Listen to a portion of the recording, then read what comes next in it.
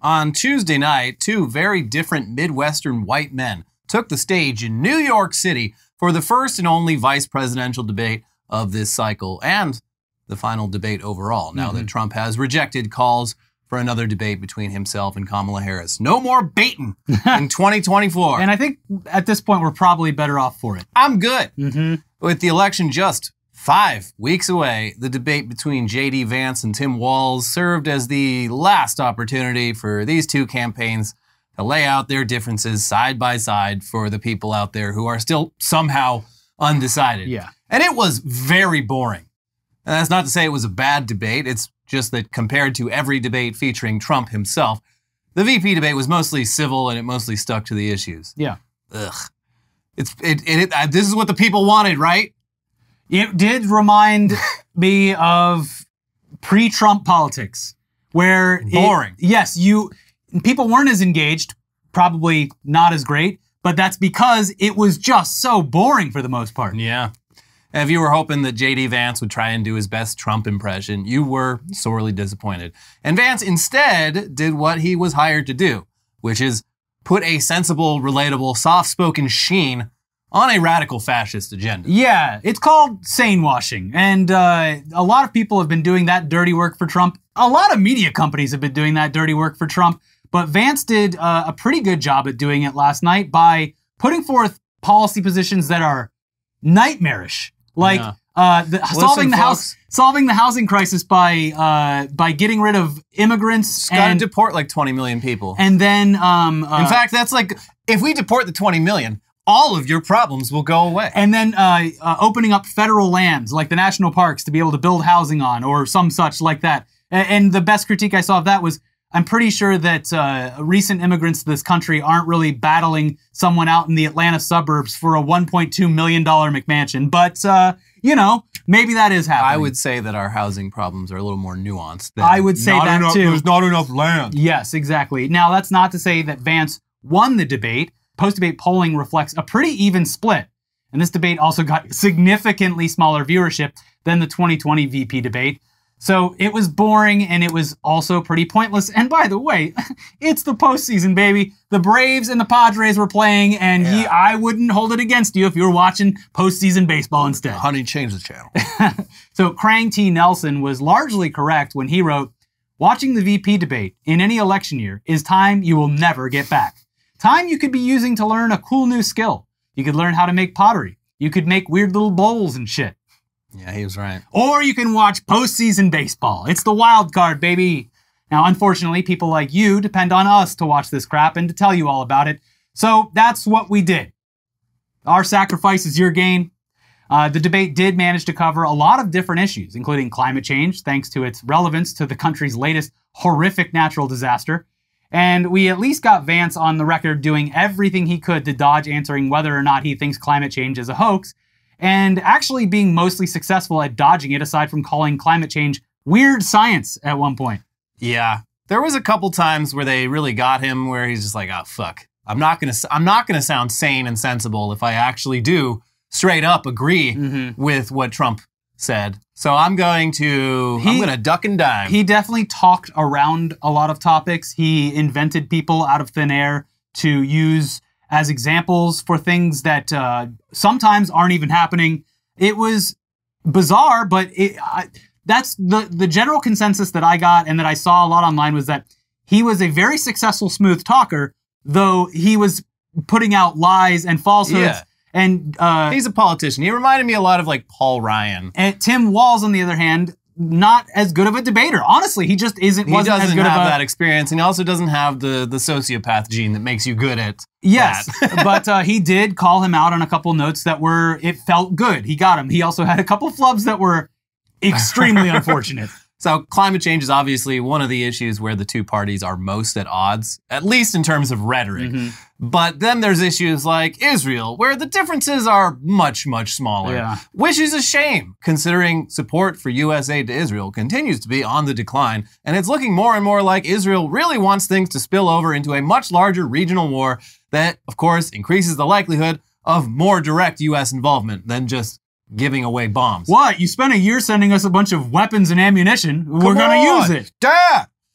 On the question of whether they would support a preemptive strike by Israel against Iran, which... What a question to open up the debate with. Like, just bloodthirsty from the start. Yeah, so do you support World War III? Anyway, Vance, after making a big stink about how things were so peaceful under Trump and... Which was not true. Yeah. Vance immediately replied, actually, quote, it's up to Israel what they think they need to do to keep their country safe. And we should support our allies wherever they are when they're fighting the bad guys. So yes, I would. He didn't say yes, but yes, he would support Israel doing a preemptive strike on Iran. Mm-hmm. Walls managed to dodge that question. They both did a lot of dodging. Yeah. But, well, the questions were phrased in very specific ways that it's like, you're just trying to get me to say a yes or no thing here, and the question overall is way more nuanced than that. But yeah, starting things off with... I think this question you can definitely answer with a yes or no. But the starting off with this and then the border crisis was just allowed both of them to be like, look how conservative I can be. Yeah. So yeah, Walls dodged the question, but he didn't say that he didn't support it. So cool. Yeah. They're mostly on the same page here, but one side is more openly bloodthirsty about it. That's true. It's all rhetorical. Similarly, the topic of immigration is one where the MAGA side is, of course, in straight up fascist territory. As I said earlier, we can solve the housing crisis by inventing these things called concentration camps, where we then move people out of the country. So yeah, they blamed all of the nation's ills, from crime to housing to school shootings to illegal drugs, on illegal immigration. While the Dems correctly point out that Trump's rhetoric on the topic is extreme, while failing to also point out that it's mostly built on lies. You can make the case that illegal immigration is bad, but it's absurd to blame all of America's problems on a group of people that make up less than 0.5% of the total population. So it's frustrating that the Dems act like the GOP are right about the urgency of this issue, just wrong about the rhetoric. It's stupid. Yeah. They've conceded most of it, except the being mean part. Like with drugs, for example. Most of the fentanyl entering the U.S. illegally is transported by U.S. citizens. Some of them are cops. In a similar vein, Vance tried to make a connection between his mom's drug addiction and illegal drug smuggling, despite the fact that his mom stole all her drugs from her job as a nurse. And the opioid crisis was started and fulfilled by a good old-fashioned American company. A private American company.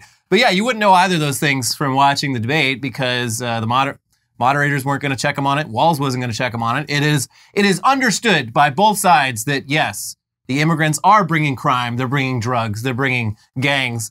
It's just, we need to, what we disagree on is what to do about it, which I fucking hate this. It sucks. Again, illegal immigrants make up such a tiny portion of the population that the way people talk about this, I have to conclude that they are including legal immigrants they're all putting them all in the same basket, which is fucking troubling. Yeah, because a lot of MAGA people, they can tell if someone's illegal just by looking at them, and that's called racism. Yeah.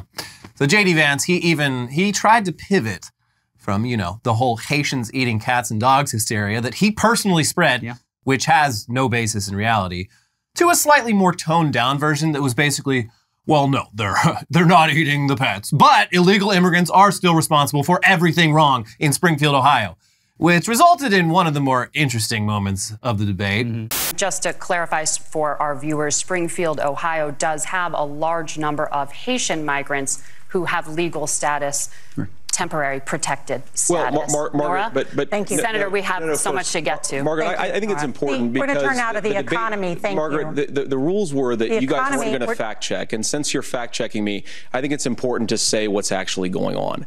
So there's an application called the CBP One app, where you can go on as an illegal migrant, apply for asylum or apply for parole, and be granted legal status at the wave of a Kamala Harris open border wand. That is not a person coming in, applying for a green card and waiting for 10 years. That is the facilitation of illegal immigration, Margaret, by our own leadership. Thank you, Senator, for describing the legal process. We have so much to get to, Senator. Those laws have been on the books since 1990. Thank you, gentlemen. The CBP One app has not been on the books since 1990. It's something that Kamala Harris created, Margaret. Gentlemen, the audience can't hear you because your mics are cut. We have so much we want to get to. Thank you for explaining the legal process. You weren't supposed to fact check my lies. Anyway, the only other moments that weren't boring as shit aside from when Tim Walz flubbed and accidentally said that he is friends with school shooters. What a flub. I've become friends with school shooters. What a gaffe. Was towards the end of the debate when the topic of January 6th and Trump's refusal to concede the 2020 election came up. Like with climate change, this was Vance doing everything he could to avoid actually directly answering the questions, but what he said still speaks volumes. It's really rich for Democratic leaders to say that Donald Trump is a unique threat to democracy when he peacefully gave over power on January the 20th, as we have done for 250 years in this country. This was a threat to our democracy in a way that we had not seen. And it manifested itself because of Donald Trump's inability to say. He is still saying he didn't lose the election. I would just ask that. Did he lose the 2020 election? Tim, I'm focused on the future. Did Kamala Harris censor Americans from speaking their mind in the wake of the 2020 COVID situation? That is a damning non-answer. It's a damning non-answer for you to not talk about censorship. Also, yes, pivoting from a lot of that into, well, you know, there's a lot of censorship on Facebook. And him specifically saying that Kamala Harris was responsible for censorship on a social media platform in a year that she had no position of power in at all. It was during the Trump administration. She was a senator. It's a very weird. I don't even know what he was specifically even talking about. Neither do I, because he said that it was Harris censoring people on Facebook during the COVID year of 2020, which was the Trump administration. Yeah. Anyways, like we said, in the immediate aftermath, it appears that, surprisingly, no minds were changed by this debate, and not a lot of people watched it. But we did at least get some bonus weird cringe in the form of 57-year-old Republican Georgia Congressman Mike Collins trying to be based with a tweet that reads, GM, or good morning, and features a photo of J.D. Vance face-tuned to look like a Chad. They yassified that man. They yassified my boy. This is them being like, hey, JD, we actually do need to do something about AI. It's making you too handsome. You don't want to be tempted by it. So if I was JD Vance, I might find it a bit insulting that even my cheerleaders think that I'm fat and unattractive. But hey, that's just me. Hey, haters. Guess what JD Vance would look like if he was actually attractive? Yeah, you're fucking owned. On the opposite side of this, the only promotional pictures that Elon Musk has put out in recent months have been AI creations where he's thin and fit. Yeah. Even in the photos of him and Trump, there's that Doge photo of him and Trump. Trump kind of looks like Trump, but Elon is tuned down and more muscular. Had to alter the prompt a couple times. No! Yeah. No! He's too fat. Stronger and thinner. He's the one that stays... Give me the Chad jawline. He's been staying in the character creation screen way too long recently. It's his favorite part of the game. He should go to the gym instead. Yeah. But anyway, speaking of Republicans' total lack of remorse or accountability for January 6th and Trump's efforts to overturn the election, you'll recall that the Supreme Court ruled a few months back that presidents can't be held criminally liable for official acts undertaken while in office, which made it a lot harder to prosecute Trump at the federal level for election-related crimes. But special counsel Jack Smith submitted a filing this week that's basically an argument for why a lot of what Trump did doesn't count as official acts as president, and can therefore be prosecuted. And it's not only a welcome reminder of one of the darkest and stupidest moments in recent U.S. history, but it also includes some new details and details where the names that have been censored and covered are so easily identifiable. Very, very easy. I almost feel like they did it on purpose because they're like, okay, person number 15, who Trump tweeted about on this day. So you just look up the tweet and you're like, okay, so it's the Rudy statement Giuliani. Is the exact tweet almost, except with the names done out. But it does have new details that are pretty surprising. Here's ABC News. When Trump's effort to overturn the election through lawsuits and fraudulent electors failed to change the outcome of the election, prosecutors allege that the former president fomented violence, with prosecutors describing Trump as directly responsible for the tinderbox that he purposely ignited on January 6th. The defendant also knew that he had only one last hope to prevent Biden's certification as president: the large and angry crowd standing in front of him. So, for more than an hour, the defendant delivered a speech designed to inflame his supporters and motivate them to march to the Capitol, Smith wrote. The lengthy filing, which includes an 80-page summary of the evidence gathered by investigators, outlines multiple instances in which Trump allegedly heard from advisors who disproved his allegations, yet continued to spread his claims of outcome-determinative voter fraud, prosecutors said. It doesn't matter if you won or lost the election. You still have to fight like hell, Trump allegedly told members of his family following the 2020 election, the filing said.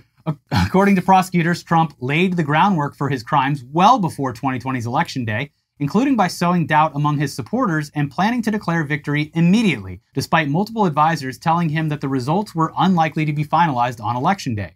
Prosecutors allege that Trump and his allies sought to create chaos at polling places, including one instance when a campaign employee encouraged a colleague to make them riot at an ongoing vote count in Detroit, which the former president later used to support his claims of voter fraud.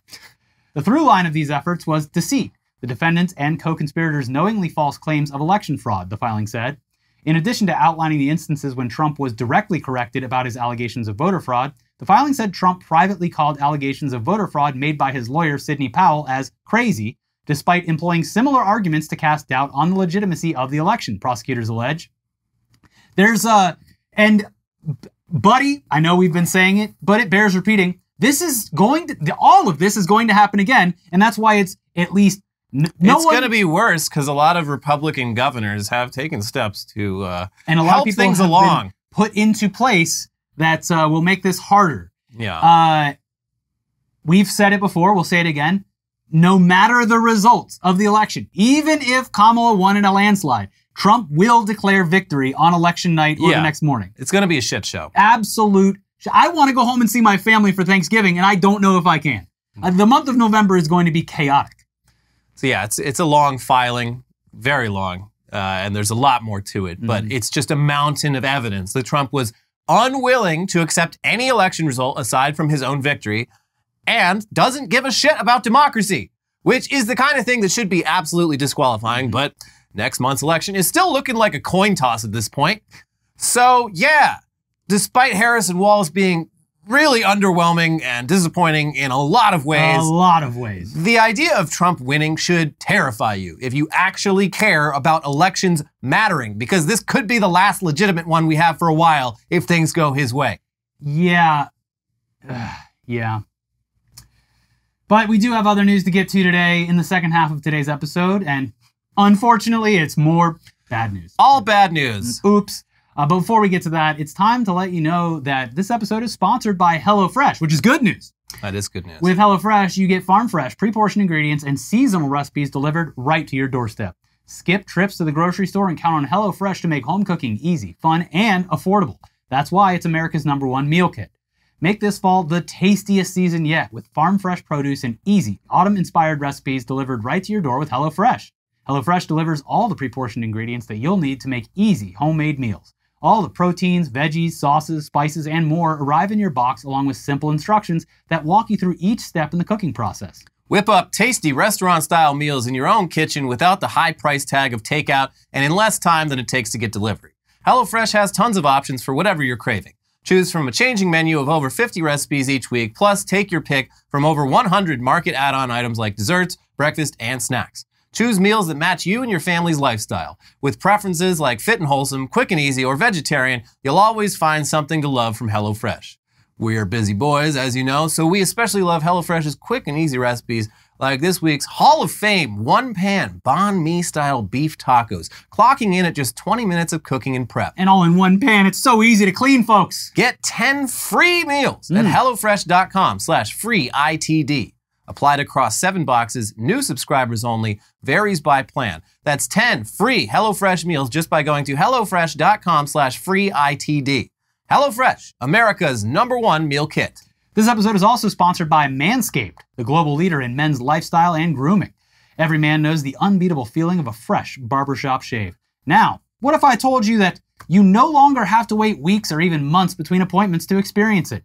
Introducing Manscaped's newest innovation, the Chairman Pro Electric Foil Shaver, the game-changing tool that brings the luxury of a professional shave right into your home. Whether you're after that daily, silky smooth finish or prefer to maintain a rugged 5 o'clock shadow like Elliot here. The Chairman Pro Electric Foil Shaver is your go-to for precision and style every time. Head over to manscaped.com and join the over 11 million men worldwide who trust Manscaped by using the code NEWSDAY for 20% off plus free shipping. So what makes the Chairman Pro stand out? Well, it's all about versatility and precision. It comes with 2 interchangeable skin-safe blade heads. You have the skin-safe 4-blade foil for that close, smooth shave when you're looking to go completely clean, or To keep a little scruff, just switch to the skin-safe stubble trimmer to keep your stubble looking sharp and polished. Both heads are designed with skin-safe technology to help reduce razor burn and irritation so your skin feels smooth and comfortable after every shave, reducing redness or discomfort. A standout feature that truly differentiates the Chairman Pro from the rest is the Flex Adjust technology. This innovative technology ensures a superior shave by allowing both blades and the pivoting head to seamlessly adapt to the unique contours of your face and neck, helping you maintain great contact with your skin at every angle. People are going to be saying, hey, smooth skin, you're looking great. Or, hey, stubble skin, you're looking great too. You can say, Chairman Pro, press the button, and then start shaving. It's great. Here's something that's going to make your grooming routine even easier. The Chairman Pro is waterproof. Yeah, you can use it in the shower. And the waterproof feature doesn't just make shaving easier, it also simplifies the cleanup too. Just a quick rinse under the sink and you are all set. The Chairman Pro isn't just for daily shaves either. It's powerful enough to tackle up to 5-day growth, making it perfect whether you're shaving every day or just tidying up after a few days. And with up to 75 minutes of runtime on a single charge, you can take your time getting the perfect shave. It even has a travel lock to help make sure it doesn't accidentally turn on in your bag, which is my biggest pet peeve with shavers over the years. Yeah. You get to where you're going and it's dead because it's been going in your bag the whole trip. Not the Chairman. They also have an LED spotlight to help you see every detail, ensuring that nothing's missed. So get the Chairman Pro today and experience a shave that is as smooth as you deserve. Get 20% off plus free shipping with the code NEWSDAY at manscaped.com. That is 20% off plus free shipping with the code NEWSDAY at manscaped.com. Okay, back to the news now. And it can be easy to become complacent about how scary modern technology is in the wrong hands. So it's actually kind of nice when someone intentionally goes out of their way to demonstrate just how creepy and evil you can get with off-the-shelf consumer tech products and a little bit of coding know-how. That's what some kids at Harvard recently did with something they're calling i-xray, which combines Meta smart glasses with facial recognition software and some other online tools to make stalking and doxxing as easy as looking at someone for just a brief moment. Yay! Soon enough, you'll be able to see their social credit score floating over their head as well. Here's 404 Media. A pair of students at Harvard have built what big tech companies refuse to release publicly due to the overwhelming risks and danger involved. Smart glasses with facial recognition technology that automatically looks up someone's face and identifies them. The students have gone a step further, too. Their customized glasses also pull other information about their subject from around the web, including their home address, phone number, and family members. The project is designed to raise awareness of what is possible with this technology, and the pair are not releasing their code. Anfu Win, one of the creators, told 404 Media. But the experiment, tested in some cases on unsuspecting people in the real world according to a demo video, still shows the razor-thin line between a world in which people can move around with relative anonymity to one where your identity and personal information can be pulled up in an instant by strangers. But basically, with these glasses on, as you're walking around in the world, the glasses capture the faces of people around you, and those faces are automatically run through multiple databases to return a bunch of personal info in a matter of seconds. Not just names, but also addresses, phone numbers, job histories, and names of family members. So they show this in the video, just walking up to a complete stranger and starting a conversation with them. Oh, I must have met you at this, you're blah, blah, blah. I met you at this conference because you work at this. And they're like, oh, yeah, sure. Yeah. Terrifying. In an accompanying Google Doc laying out the project, the pair says i-xray uses PIM eyes to look up people's faces. PIM eyes is a facial recognition service that, unlike Clearview, is available to anyone. It has been used by researchers to identify January 6 rioters and stalkers to unmask sex workers. After uploading a photo of someone's face, PIM eyes provides a list of faces it believes are a match and the URLs where those images came from. In the demonstration to 404 Media, the system worked by automatically visiting the PIM eyes website, uploading a photo like a human user would, then rapidly opening the resulting URLs. The test did not work on me because I've previously requested that PIM eyes block lookups of my face. You can request to block yourself here. Oh, great, good. Those URLs can include things like yearbook archives, profiles on employers' websites, or local sports clubs someone might be a member of. i-xray then scrapes those URLs and uses a large language model, LLM, to infer the person's name, job, and other personal details, the document says. Armed with the name, i-xray then performs a lookup on a people search site. These are commercially accessible data brokers that often store a wide range of people's personal information such as phone numbers, home addresses, and social media profiles. They can also include information about the subject's family members. During the demo to 404 Media, Nguyen said they removed Artifio's home address from the People Search site used in case of crazy people. From that, the wearer of the glasses automatically has information that in many circumstances will likely be enough to identify a stranger on the street, where they work, where they went to school, where they live, and their contact information. So that's fucking terrifying. And while making everyone realize how much personal info they have online and how easy it is to find now thanks to AI seems to be the goal of this demonstration, there's no reason to believe that people and governments with less noble motivations aren't already using similar products. Yeah. In fact, considering this is just a school project, the stuff that's out there is probably even more impressive. i-xray's creators point out that even if you aren't sharing personal info, it's out there on various publicly available databases, and they provide opt-out links for the major databases if you're not happy about that info being out there. I mean, this shit should just be illegal. Yeah. And it is illegal in a lot of other countries.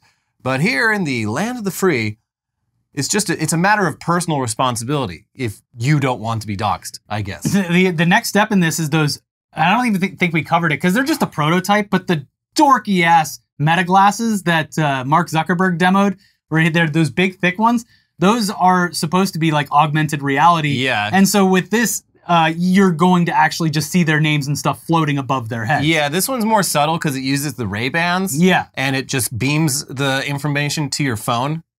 But like, it's still just as incognito. Yeah. And in fact, it's more incognito than if you're walking around with those stupid goggles on. Yeah, but those are prototypes and they're going to be, the sizes are going to be reduced eventually. But at least for now, the Ray-Bans, I think legally have to have that light that goes the entire time. Yeah. I'm sure that anyone with any technical know-how can make that stop happening. I think they turned it off. Yeah, so... This is why we all got to start wearing Juggalo makeup. And face masks again. It's not just for your health, it's for your safety too. Yeah. In more ways than one.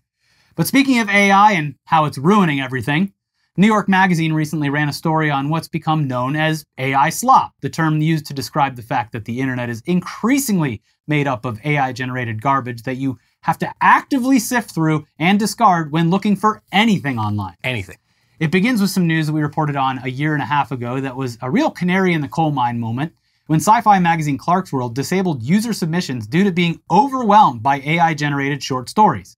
Getting published in Clarkesworld paid a few $100s, so people were playing the odds and just submitting a shit ton of AI slop in the hopes of making some free money without doing any work. So here's a description of what it was like to suddenly have your niche sci-fi magazine inundated with slop. It was relatively easy to identify an AI-generated submission, but that required reading thousands, a wall of noise, and manually sorting them.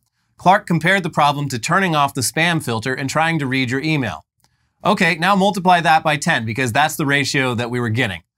Within weeks, the problem became unmanageable. We had reached the point where we were on track to receive as many generated submissions as legitimate ones, Clark told me. Eventually, on February 20th, he made the decision to close submissions temporarily. Clarkesworld had become one of the first victims of AI slop. They then describe how since then, shrimp Jesuses on Facebook, bots on Twitter, fake music on Spotify, and fake books on Amazon have become the norm. It's all slop that we have to dig through if we actually want to use any of these platforms the way that we used to. And beyond making time spent online less enjoyable, slop has real-world consequences. Worse than the havoc it wreaks on the internet, slop easily escapes the confines of the computer and enters off-screen systems in exasperating, troubling, and dangerous ways. In June, researchers published a study that concluded that 1/10 of the academic papers they examined were processed with LLMs, calling into question not just those individual papers, but whole networks of citation and reference on which scientific knowledge relies. Derek Sullivan, a cataloger at a public library system in Pennsylvania, told me that AI-generated books had begun to cross his desk regularly, though he first noticed the problem thanks to a recipe book by a non-existent author that featured, quote, a meal plan that told you to eat straight marinara sauce for lunch. The slop books he sees often cover highly consequential subjects like living with fibromyalgia or raising children with ADHD. In the worst version of the slop future, your overwhelmed and underfunded local library is half filled with these unchecked, unreviewed, unedited AI-generated artifacts, dispensing hallucinated facts and inhuman advice and distinguishable from their human-authored competition only through ceaseless effort. Yeah, that's the thing, is like, you can't trust anything. No. This is like, I've been consistent about this since the beginning. The biggest problem with AI is it just reduces societal trust in fucking everything. Yes. You have to be skeptical of anything or anyone you come across. Yeah. It completely defeats the point of having an AI exist to answer questions or do anything like that when the general population is unsure that they're going to get the correct answer. Someone just posted a header from Google where they looked up characters from like Sex and the City or something. And the actors' names were wrong to their pictures. Just like something as simple as that. And then you take that to medical stuff or any other reference guides that you need, and it gets really dangerous. We've seen in the past on Amazon books about mushroom foraging. Yeah, they talk about that, and that is something you don't want to get wrong. You will die. A lot of mushrooms will fucking kill you. Yeah. There's a lot of mushrooms that are delicious, but you got to really know what to look for. And you don't want a machine that has no actual concept of what a mushroom is. Yeah. Telling you which mushrooms are safe to eat based on just putting a bunch of words in a blender. Even if we stopped right now, which is definitely not going to happen, the damage that has been done to the major websites because of AI-generated slop would take a very long time to undo. Yeah. You just have to disregard like all information from like 2021 onward. You need an almanac or an encyclopedia from up to the year like 2022. Well, we used to have those. They're called libraries. Yeah. And it was one of the places where you could find reliable information, whether it's the public library or like a medical library, law library. But now, and before it was like, why the fuck would someone lie and write a whole fucking journal report about something? Like that's too much fucking work to make it seem believable enough to submit to a journal and get published. And now you can do that at the push of a button. Yeah, that's why you need an archived version, like an actual printed, like the Encyclopedia Britannica. If your parents bought that in the 1980s or 90s. I mean, the stuff with the academic journals is like, that's especially, they're just not equipped to deal with that because all of that is done through volunteer work. Yeah. No one's getting paid to sift through these submissions and like fact check them. This is all people like out of the kindness of their heart, out of their love of fucking science are doing this. And they fucking love science. They fucking love science. And look what science did to them. Yep. Now the reason there's so much slop is of course because there's money to be made. Gen AI is basically just an infinite side hustle generator, and side hustles aren't about delivering a good product, they're about making money. Platforms like Facebook also want to make money, and they need user content to do that. And AI companies are all basically just giving away their product for free or close to free at this point. So it's a perfect storm and the perfect opportunity for sloppers, as they're called in this article, to earn revenue while ruining the internet. Your parents' and grandparents' Facebook feed is a mess. It's all slop. You're on an all slop diet. And the author of this article actually spoke to one of these sloppers, a guy in Kenya called Steve-O, who runs hundreds of Facebook pages with millions of followers, and agreed to reveal his methods in exchange for $105. I mean, that's a hustler right there. Yeah. Always hustling. His process for creating posts, he told me, is pretty simple and AI intensive. I use ChatGPT to ask for the best images that can generate a lot of popularity and engagement on Facebook, focusing on topics like the Bible, God, the US Army, wildlife, and Manchester United. Write me 10 prompt picture of Jesus, which willing bring high engagement on Facebook, read the ChatGPT prompt in one screenshot he shared with me. You then take the prompts to the image generation programs Leonardo AI and Midjourney. Voila, slop. These pages make money through Facebook's performance bonus program, which, per the social network's description, gives creators the opportunity to earn money based on the amount of reach, reactions, shares, and comments on their posts. It is, in effect, a slop subsidy.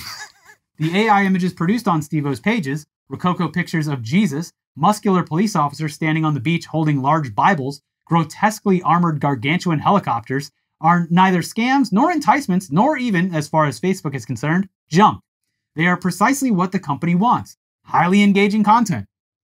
That's why so many that you see, there's a Twitter account that's like AI-generated slop. Facebook, and a lot of what you see are veterans, poor people, religious figures holding signs like, nobody supports me.